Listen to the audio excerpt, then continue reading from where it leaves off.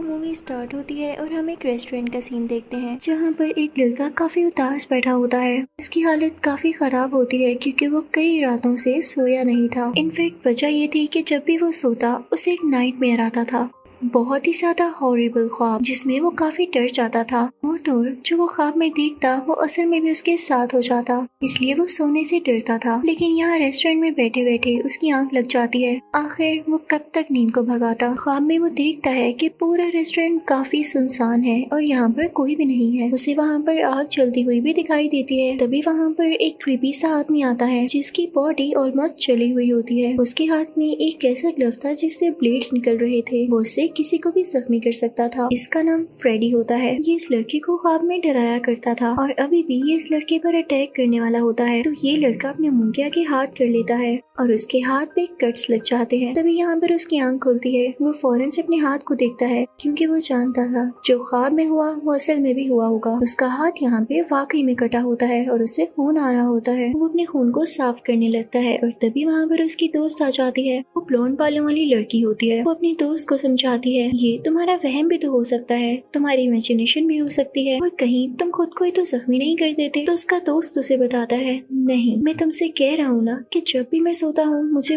बहुत खौफनाक ख्वाब आता है। फ्रेडी मेरे पीछे लगा होता है, ये हाथ भी उसी ने जख्मी किया है। मैं कई रातों से सो नहीं पा रहा। लेकिन उसकी दोस्त उस पे यकीन नहीं कर रही होती। तभी उस लड़के की दोबारा से आंख लग जाती है। उसे ख्वाब में दोबारा से फ्रेडी दिखाई देता है। उसके ख्वाब में फ्रेडी उसे मार रहा होता है। लेकिन रियल वर्ल्ड में जब उस लड़के की दोस्त और वहाँ पर मौजूद एक वेट्रेस जिसका नाम नैन्सी होता है वो ये सब देख रहे होते हैं, तो वो लड़का खुद ही अपना गला काट रहा होता है। उसके हाथ में एक नाइफ होती है जिससे वो अपना गला काट के अपनी जान ले लेता है। अब नैन्सी और वो ब्लॉन्ड बालों वाली लड़की चिल्लाने लगती हैं। अब अगले दिन इस लड़के का फ्यूनरल होता है। उसकी दोस्त वहाँ पे काफी सैड खड़ी होती है। वहीं पर एक छोटी बच्ची भी होती है जिसके कपड़ों पर कोई ऐसा निशान था जैसे किसी ने अपने तेज नाखून मार के उसे जख्मी किया हो। और तभी वहाँ पर फ्रेडी का हाथ आता है और उस बच्ची को खींच कर ले जाता है। वहाँ पर उस ब्लॉन्ड बालों वाली लड़की का एक पुराना दोस्त भी आता है। अब वो लड़की से बताती है कि मेरी दोस्त ने अपनी जान नहीं ली बल्कि किसी ने उसको वाकई में मारा है, वो मुझे बताया करता था। लेकिन मैं तब उसकी बात पे यकीन नहीं करती थी। मैंने अपनी आंखों से देखा है,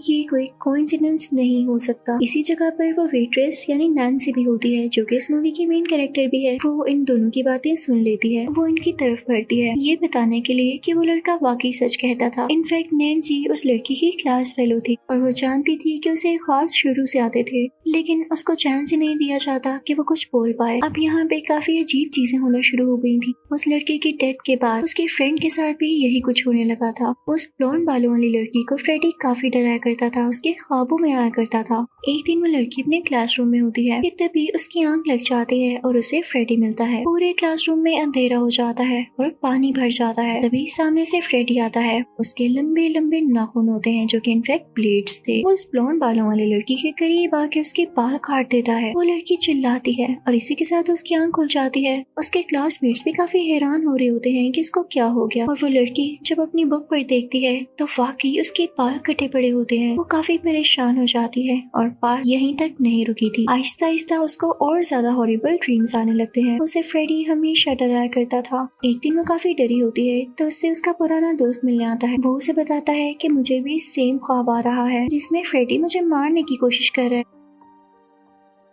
वो दोनों ये डिसाइड करते हैं कि वो आज रात एक साथ रहेंगे क्योंकि दोनों काफी डरे हुए थे। अब वो लड़की सो जाती है। तभी उसे ख्वाब आता है कि जैसे उसके डॉग को फ्रेडी ने मार दिया है। साथ ही उसकी आंख खुल जाती है, लेकिन अभी भी वो असली दुनिया में नहीं आई थी। यानी ख्वाब में भी वो ख्वाब देख रही थी कि उसके डॉग को किसी ने मार दिया है और जो उसकी आंख खुली थी वो उसका ख्वाब ही था। अभी भी उसे ड्रीम में ये आ रहा होता है कि जैसे फ्रेडी उसके साथ लेटा हुआ है जबकि उसका दोस्त उसके साथ होता है। फ्रेडी उसे हवा में उछालने लगता है और काफी जोर जोर से हिट करता है। और वो वक्त भी आ जाता है जब फ्रेडी इस लड़की की जान ही ले लेता है। उस लड़की के साथ सोया हुआ दोस्त भी उठ जाता है। जब अपनी दोस्त की ये हालत देखता है तो काफी ज्यादा डर जाता है। तभी उसे याद आता है कि फ्रेडी के बारे में नैन्सी कुछ बताना चाह रही थी। वो फौरन से नैन्सी के पास जाता है और उससे कहता है मैं जानता हूँ तुम्हें सब कुछ पता है। सब कुछ को छोड़ो, तुम्हें तो ये भी पता होगा कि क्यों हो रहा है। तुम मुझे बताओ फ्रेडी कौन है। नैन्सी कहती है कि मैं बस इतना जानती हूँ कि वो जिसकी जान लेने वाला होता है उसे एक म्यूजिक सुनाई देता है और वो सॉन्ग ये है 1 2 Freddy is coming for you, यानी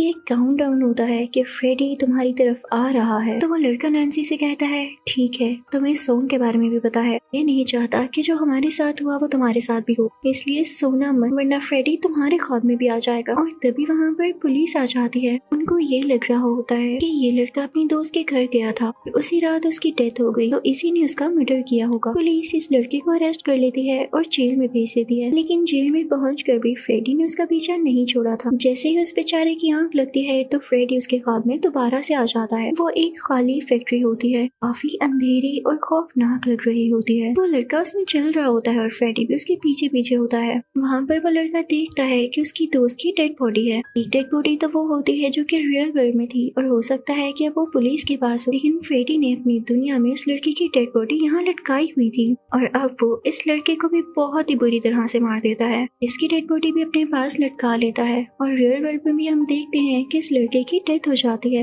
इसका काफी खून बहने लगता है। फिर हम नैन्सी को देखते हैं जो कि काफी परेशान होती है और अपने बेस्ट फ्रेंड के साथ बैठी होती है। वो नैन्सी को बताता है कि मुझे भी हॉरर ड्रीम्स आ रहे हैं और मेरे लिए ये नाइटमेयर से ज्यादा कुछ नहीं है। अभी तक जो मेरे ख्वाब में हुआ वो असल में मेरे साथ नहीं हुआ, तो मैं इस चीज को बिल्कुल नहीं मानता कि भाई फ्रेडी आता है और आपको मार डालता है। ये सारी बातें फजूल हैं और आपके अपने दिमाग की क्रिएशन होती है। हाँ, जब मैं ज्यादा डर जाता हूँ तो मैं मेडिसिन खा लेता हूँ कि मुझे नींद ना आए, लेकिन नींद को कब तक भगाओगे। वो इनफैक्ट नैन्सी को समझाने की कोशिश कर रहा होता है, लेकिन नैन्सी कहती है नहीं, तुम नहीं जानते। के बाद वो घर चली जाती है और रात को शॉवर ले रही होती है। उसकी आंख लग जाती है, लेकिन उसने प्रिकॉशन के लिए अपने सेल फोन पर अलार्म लगा रखा होता है कि वो ज्यादा देर तक ना सो पाए। इनफैक्ट कुछ टाइम होता है कि ख्वाब में इस टाइम के बाद फ्रेडी आपको मार डालेगा और उससे पहले ही नैन्सी ने अलार्म लगा दिया था। अब जब वो ख्वाब में जाती है तो वो खुद को एक स्कूल में देखती है और वहाँ पर फ्रेडी भी होता है जो कि उसे मारने ही वाला होता है कि तभी उसका अलार्म रिंग होता है और वो लकीली अपने प्लान के मुताबिक अपने ख्वाब से बाहर आ जाती है, यानी जाग जाती है। नैन्सी सीधा अपनी मोम के पास जाती है, अपनी मोम से पूछती है कि मुझे अपने ख्वाब में स्कूल क्यों आता है और फ्रेडी स्कूल में ही मेरा पीछा क्यों कर रहा होता है। तो उसकी मोम कहती है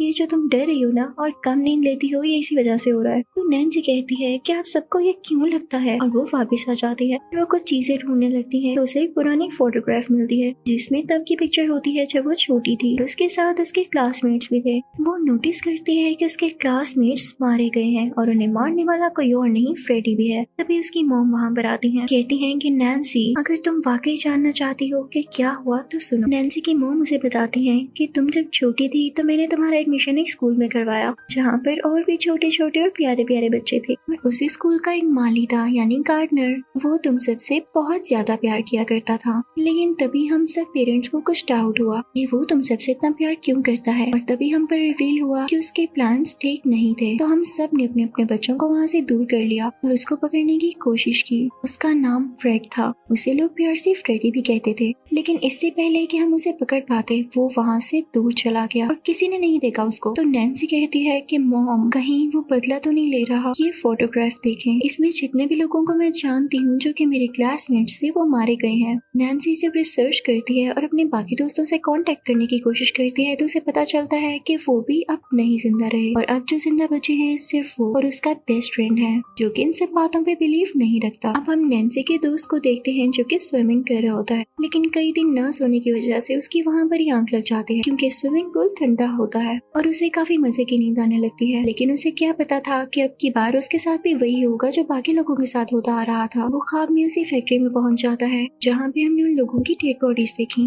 वो वहाँ भी पानी में होता है और वो देखता है कि काफी ज्यादा लोग फ्रेडी के पीछे लगे हुए हैं। तो फ्रेडी एक फैक्ट्री में आ जाता है, लेकिन वो सारे लोग जो कि इनफैक्ट उन बच्चों के पेरेंट्स होते हैं फ्रेडी को उस फैक्ट्री में बंद करके ही आग लगा देते हैं जिसकी वजह से फ्रेडी जिंदा जल जाता है। लेकिन लकीली यहाँ पर उस लड़के की यानी नैन्सी के दोस्त की आंख खुल जाती है। वो काफी डरा हुआ होता है। उसे भी अपने फादर से पता चल जाता है कि असल में बात क्या थी। वो फौरन से नैन्सी के पास जाता है। नैन्सी और वो डिसाइड करते हैं कि वो बाकियों के लिए तो कुछ नहीं कर सके तो वो अपनी जान बचाने के लिए दोबारा से उसी स्कूल में जाएंगे और इस चीज को सॉल्व करेंगे। अब रास्ते में नैन्सी का दोस्त दोस्त कहता है कि मुझे कोई मेडिसिन चाहिए। उसे लेने के लिए स्टोर में जाता है, लेकिन जब काफी देर गुजर जाती है तो नैन्सी उसके पीछे स्टोर में जाती है। तभी वहाँ पर लाइट फ्लक्चुएट करने लगती है और अंधेरा छा जाता है, बिल्कुल उसी तरह जैसे नैन्सी ख्वाब में देखती है। उसे समझ नहीं आ रहा होता कि उसका ख्वाब है या नहीं, लेकिन नो डाउट ये ख्वाब ही होगा क्योंकि फ्रेडी ख्वाब में आकर डराता है। जैसे ही फ्रेडी नैन्सी को देखता है तो उस पर अटैक करने की कोशिश करता है, तो उसका हाथ भी जख्मी कर देता है, लेकिन नैन्सी उसके कपड़े फाड़ देती है और उसका एक टुकड़ा उसके हाथ में आ जाता है। तभी वो असली दुनिया में वापस आ जाती है क्योंकि उसका दोस्त उसके पास आ चुका था और उसने उसे होश दिलाई। अब ये दोनों मिलकर उस जगह पहुंच जाते हैं जो बचपन में इनका स्कूल हुआ करता था। वो काफी वीरान लग रहा होता है, वहाँ पर काफी पुरानी चीजें पड़ी होती हैं, कुछ फोटोग्राफ्स होती हैं, किसी की बिलोंगिंग्स होती हैं। वहाँ पर उन बच्चों की पिक्चर्स होती हैं जिन्हें फ्रेडी मार चुका होता है। तो नैन्सी अपने दोस्त को कहती है कि इससे पहले कि ये हमें मारे हम इसे मार देंगे। का दोस्त कहता है लेकिन ये कैसे पॉसिबल होगा, वो तो ख्वाबों की दुनिया में रहता है और ख्वाब में हमारा खुद पे कंट्रोल ही नहीं होता। नैन्सी उसे कहती है अगर ख्वाब की दुनिया में उसे मारना इम्पॉसिबल है तो उसे यहाँ पर लाकर मारना तो पॉसिबल है ना। मैं उसके कपड़े का एक टुकड़ा यहाँ लाई तो मैं उसको क्या पूरा नहीं ला सकती। यानी उन लोगों का ये प्लान होता है कि वो फ्रेडी को इस दुनिया में ड्रैग करके ले आएंगे। नैन्सी का दोस्त कहता है कि चलो तुम कुछ देर रेस्ट कर लो, तुम काफी देर से नहीं सोई और मैं तुम्हारे पास बैठता हूँ। अब नैन्सी जैसे ही सोती है तो उसे काफी मीठी नींद आने लगती है और आती भी क्यों ना। अब उसका दोस्त उसके पास बैठ के ख्याल रखने लगता है कि जैसे ये डरने लगे तो मैं इसे जगा दूं, लेकिन वो बेचारा खुद भी थका होता है तो उसकी भी आंख लग जाती है और वो दोबारा से उसी फैक्ट्री में पहुंच जाता है जहाँ पर फ्रेडी उसके पास आता है और कहता है तुम क्या समझते हो, तुम नैन्सी को बचा लोगे? मेरे से मुकाबला बहुत महंगा पड़ता है। उस लड़के को काफी ज्यादा जख्मी कर देता है जिससे वो बेचारा वहीं गिर जाता है और फ्रेडी आगे बढ़ता है नैन्सी की तरफ। फ्रेडी उसे डराने लगता है कि देखो ये सब लोग तुम्हें दिख रहे हैं जिनको मैंने मार दिया है, तुम्हें ये लग रहा है कि मैं तुम्हें छोड़ दूंगा, तुम्हें भी मैं इसी तरह मारूंगा। वो नैन्सी को खून में उठाकर फेंकता है और उसे काफी जख्मी करने की कोशिश करता है, लेकिन तभी नैन्सी उसकी आंख में चीज मारती है। लेकिन फ्रेडी कहता है नहीं, मुझे ख्वाब की दुनिया में कुछ नहीं होगा, ये करना तुम्हारे लिए फजूल है, इसलिए चुपचाप मेरी बात सुनो। तो नैन्सी कहती है कि मैं तुम्हें जान से मार दूंगी, इसके लिए मुझे कुछ भी करना पड़ा तो मैं करूंगी। अब फ्रेडी को आ जाता है गुस्सा। नैन्सी बेड पर होती है, फ्रेडी उसके पास आके उसे मारने ही वाला होता है कि तभी नैन्सी का दोस्त उसे नींद से जगा देता है और लकीली वो अपनी नींद से बाहर आ जाती है। लेकिन नैन्सी ने फ्रेडी को भी पकड़ रखा था, जिसकी वजह से नैन्सी के साथ साथ फ्रेडी भी अब रियल वर्ल्ड में आ चुका था। यही तो नैन्सी और उसका दोस्त चाहते थे। अब उनके पास काफी अच्छा मौका था कि वो फ्रेडी को जान से मार देते, क्योंकि अगर दुनिया में उसकी जान ले ली तो समझो वो हमेशा के लिए मर गया। लेकिन फ्रेडी काफी गुस्से में होता है क्योंकि वो जानता था कि उसकी जान को खतरा है और उसे कुछ भी करके अपनी जान बचानी है। तो वो नैन्सी के दोस्त के पास जाता है और उसे काफी ज्यादा जख्मी करता है और फाइनली उसे मारने वाला होता है कि तभी नैन्सी आती है और उसका हाथ काट देती है जिस पर प्लेट्स लगे होते हैं और कुछ ही मिनट्स में उसकी गर्दन भी उसके जिस्म से लहता कर देती है। फ्रेडी का फेस ऐसे बन जाता है जैसे उसे यकीन न आ रहा हो कि नैन्सी ने मुझे मार दिया, मुझ जैसे पावरफुल और इविल इंसान को। लेकिन बेचारा अब मर जाता है। नैन्सी उस जगह को आग लगा देती है जिससे फ्रेडी दोबारा जल जाता है और उसकी सारी की सारी चीजें भी जो कि उसने प्लान करके सेटअप कर रखी थी। नैन्सी अपने दोस्त को जो कि काफी जख्मी होता है हॉस्पिटल लेकर जाती है और उसके पास बैठकर उसे कहती है तुम जल्द ठीक हो जाओगे, देखो हम दोनों ने मैनेज कर लिया अपनी जान बचाने के लिए, अब फ्रेडी कभी नहीं आएगा। फिर अगले ही सीन में हम देखते हैं कि नैन्सी अपनी मदर के साथ घर आती है और उनसे बात करने लगती है कि आप सबका बहुत शुक्रिया, पेरेंट्स बच्चों के लिए अच्छा ही सोचते हैं और मैंने फ्रेडी को मार दिया है। उसकी मॉम एक शीशे के सामने खड़ी होती है, तभी वहाँ से फ्रेडी बाहर निकलता है और उसकी मॉम को काफी ज्यादा जख्मी करके अपने साथ शीशे के अंदर ले जाता है अपनी दुनिया, क्योंकि जैसे ही नैन्सी ने ये कहा कि उसने फ्रेडी को मार दिया है तो फ्रेडी ने प्रूव करना चाहा कि नहीं, मैं नहीं मर सकता। इसी के साथ ये मूवी यहीं पर खत्म होती है। Thank you for watching.